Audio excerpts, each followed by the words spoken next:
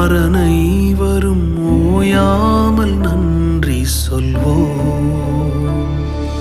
நானும் என் வீடும் என் வீட்டார் அனைவரும் ஓயாமல் நன்றி சொல்வோம்.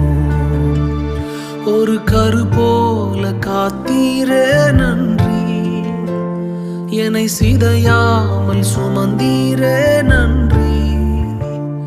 ஒரு கரு போல காத்தீரே நன்றி, என்னை சிதையாமல் சுமந்தீரே நன்றி.